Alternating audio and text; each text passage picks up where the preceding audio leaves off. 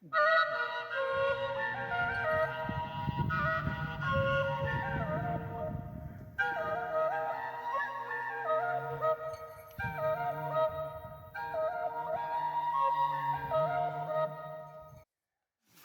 vreți să știți, în urbariu austriac de la 1566 apare ciocădișul, dar cu numele de Batisfalva. Pentru că aici, atunci, pe vremea aceea, în Ciocădiș, erau 15 familii, 15 case locuite și 3 pustii nelocuite, goale, și între alea 15 familii erau 5 din Batiz. Și acum, batizul ăsta, unii ne gândim că ar fi vorba de Botiza de la Maramureș, sau de Batiz, este localitate Batiz de la Satul Mare.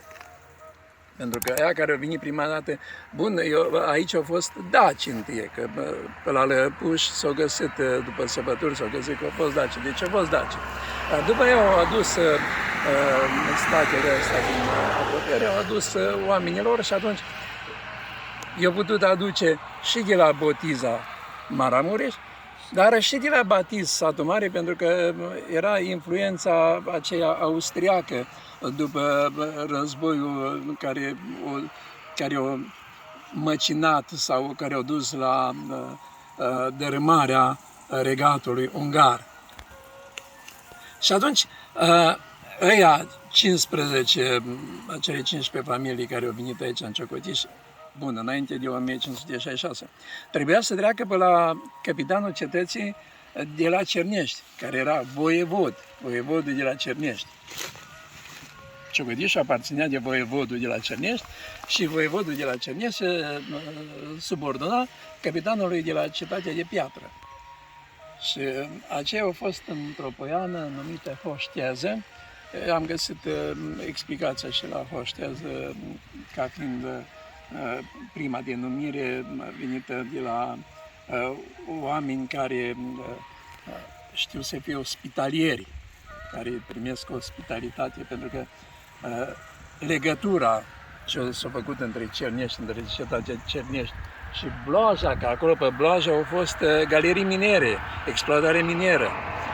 Și asta a fost Ciocădișul, întâi s-au adus aici oameni care să fie legătură între capitanul de la Cernești și galeriile de la Bloaja, pentru că în Cernești spun mai repede, deși ar trebui să spunem multe, dar timpul ne presează ca întotdeauna.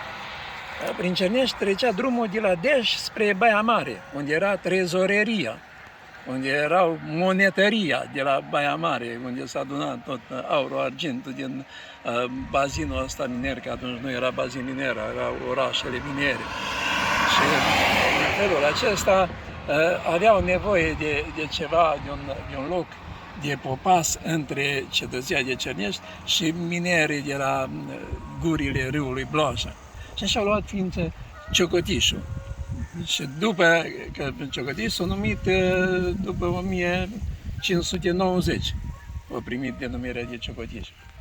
Și a început să se extindă după 1600, cât a venit Moise Secuiu pe aici, 1602, și au pustit toate așezările astea și apoi atunci au rămas numai trei familii în Ciocădiș. Și apoi, după anii aceia, au început iar să se ridice localitatea și să mai fie locuitori. Deși au mai venit pe aici tătari, au mai fost boli și alte suferințe, dar Ciocădișul încât s-a extins, încât el din comuna Cernești sunt mai multe sate, dar Ciocădișul de când și până acum are cei mai mulți locuitori și cea mai mare suprafață. Deși și acolo e șatra. Era numit Muntele Albastru înainte. Dar la 1701-1702, Pintea a venit cu haiduce, pentru că o haiducit, știm pe unde o haiducit, prin Maramureșul istoric, Breb, Budești, pe acolo. A fost înfugărit aici, după ce s-au pus 500 de taleri pe capul lui, a fost înfugărit pe șatra și nu avem timp să vă duc pe acolo pe unde au urcat el pe șatra, și în vârful șetrii, în vârful muntelui, și-a pus tabăra haiducelor. Și de atunci s-a numit șatra lui Pintea. șatra asta. Noi am fost Muntele Albastru, la Moroșeni, la șatră, la un loc de popas, se zice șatră. Sau la parul ăla care îl vezi cu mai multe vase în el, și acela e șatră. Și atunci asta a fost șatra lui Pintea, tabăra lui Pintea de atunci. Foarte interesant. Și mai multe povești am putea să vă spune că Ciocăgișul a dat viteaz și când în 1848 un ciocăgișan că se retrăgeau ungurii, fugăreau pe românii care s-au răsculat și aici pe vârful ăsta, dincolo de pădurea asta, e Făurești.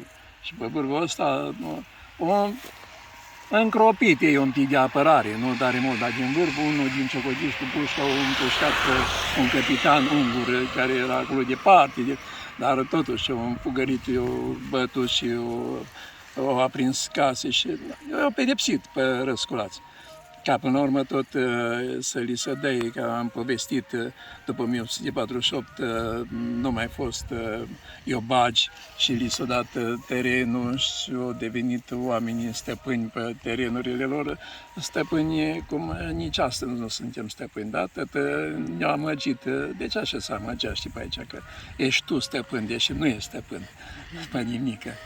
Dar dacă veți veni într-o zi să mergem pe șatra, o istorie lungă voi putea spune despre localitatea asta, despre șatra, care zice șatra lui Pintea, și despre galeriile miniere de aici, și despre oamenii harnici din Ciocădiș.